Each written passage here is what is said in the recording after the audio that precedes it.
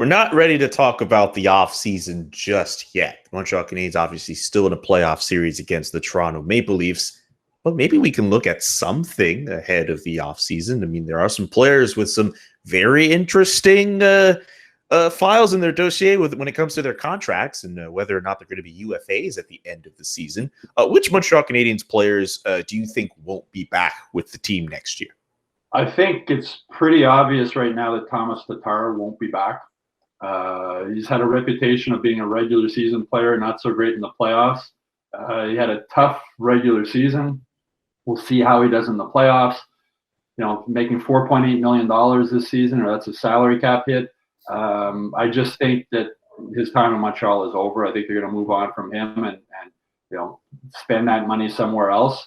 And speaking of spending money, it's going to be interesting to see what happens with Phillip Danault.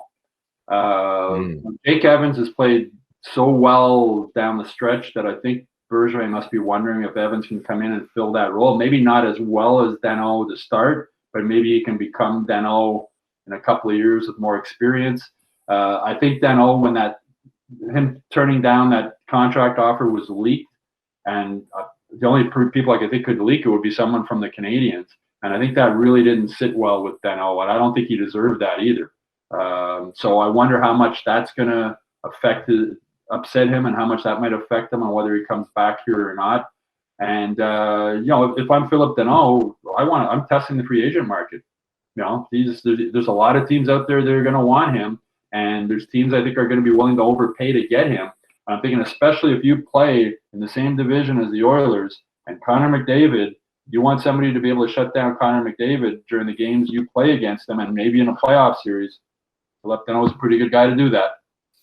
You know, and we didn't really hear too much conversations about contract negotiations with Tatar or Armia.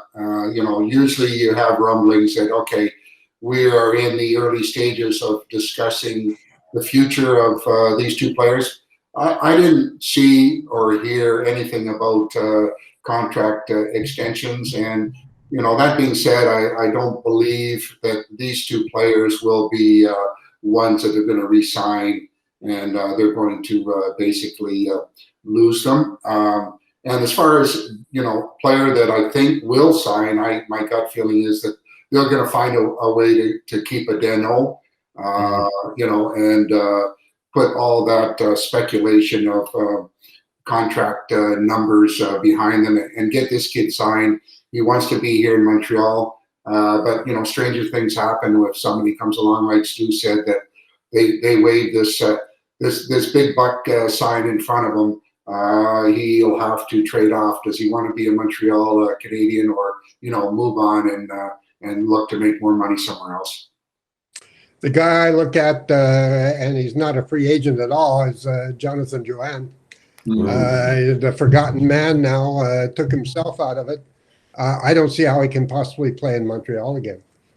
You know, you had to get away from the team at the end of the season. You're not here for the playoffs, and you're supposed to be a key element for the team.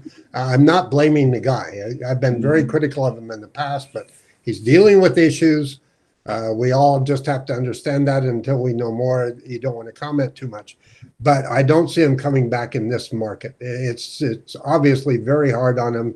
He just doesn't have the kind of makeup to put up with the heat in Montreal.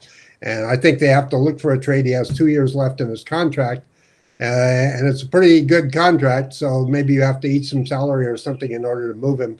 But he needs to be able to play in a place like Arizona or somewhere you're not going to get jumped on the street by fans saying, hey, you suck and all that, because they don't know who you are. I feel for him, but. That brings up another interesting thing, though, Jack. On the Canadiens, this is a team who took a lot of heat for playing its first game ever with no French players in the lineup. The only two they have are Drouin and Danault. Yeah. Can you imagine the uproar if they both leave or both aren't back? So Jeff Molson has that in the back of his mind. So he might be willing to overpay to keep Danault. Yeah, for that reason. I know I can see, or try to make a trade for Drouin where you get a French-Canadian star back somehow. Yeah, well, it's gonna be hard. I mean, I feel for Jonathan Drouin also. I mean, from dealing with him, I mean, he's a nice kid. He's a nice kid to deal with. and it seems like it just became too much for him. Yeah. And you can't judge someone until you've walked or skated a mile in their shoes. And everywhere you go in Montreal, as Rick would know from playing here, you hear about it. And Danault had an interesting comment after Joy left the team when he said, sometimes it's even like family members, like your brother-in-law or somebody saying, how come you played so bad last night? And you're like, oh my God, I can't get away from this anywhere. So it's going to be interesting to see with what happens with Joy. And as you say, like I don't obviously what demand is there in the trade market? What do they do? Does he want to come back? I mean, I actually wonder if he'll play again. Mm-hmm. We're speculating at this point, but I mean, again, as I mentioned, I mean, the Canadiens lose their only 2 francophone players during the offseason. I don't think Jeff Molson's going to allow that to happen. Réjean Tremblay is already sharpening up the laptop, getting ready to rip them. Fairly or unfairly. I mean, it's fair to say the Montreal market isn't for everybody, and we've seen that in the past, and it's much more difficult for the French Canadians, and sometimes those guys don't want to come in this environment, and that's obviously their call. So it's going to be interesting to see what happens down the road here, and the bottom line is it's a special market here, and I always used to say the outside pressure that the media brings, use it as motivation, but it doesn't always work that way depending on personality and character of each and every athlete that comes through this Montreal Canadiens elite organization. Well, guys like Toffoli embrace it, but other guys, they just shrivel. I wrote a column this week about Vincent Damphousse, who played in Toronto and Montreal and embraced the pressure in both markets and thrived in it. He had good advice for players. I asked him about, are you happy that you're not playing today with social media and all that? And he says, don't read it. He says, I'm on TV. I'm sure a lot of people, as an analyst, I'm sure people rip me on Twitter. I don't read it. Like, don't. Not easy. It's not easy. It's not easy. It's great advice, but you know what? Dominic Ducharme, after the Game 1 win, was asked by Arpon Basu, do you feel like telling people I told you so now after you've been ripped all week in the media? And he said, well, thanks for letting me know that I was ripped. I had no idea. I don't read anything or watch anything, which is hard to believe, but maybe it is true. And if that is what Dominic Ducharme is doing, not reading, not listening to anybody else, good for him. Do what you believe in and stick with it. And as Vincent Damphousse said, whatever anybody else says, who cares? Now, I remember Barber saying Serge Savard was a success as GM because he paid no attention at all to what people were saying. Yeah. He's bloody-minded. He knows what he wants to do. Who cares what you think? You have to be that way, especially here. Yeah. I'll add this. Of course, we don't know exactly the full details of why Jonathan Drouin was put on leave for the team. I will say this, though. For Jonathan Drouin is like around my age, so he's part of a generation that has had to deal with the internet for most, if not all, of their life. And while I understand that a lot of people will say, oh, well, just don't read negative comments on social media or go on social media or whatever, it's not necessarily the same thing for someone of my generation to have to go through that versus someone of maybe like my parents' age who might have to do that, where they're not used to having to do that.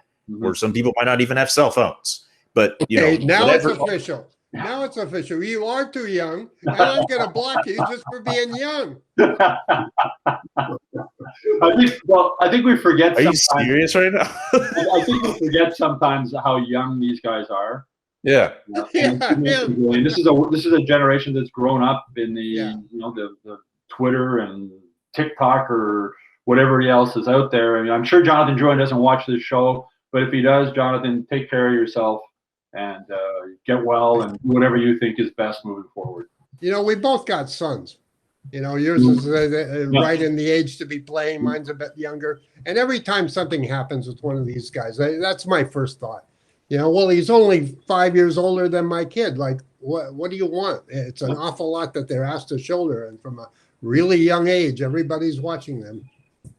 Anyway, which Montreal Canadiens player do you think won't be back with the team next year? Let us know in the comments section below. If you're trying to get unblocked by Jack Todd on Twitter, let us know in the comments section below as well. Subscribe to Hockey Inside Out on YouTube and visit our website as well to check out full episodes.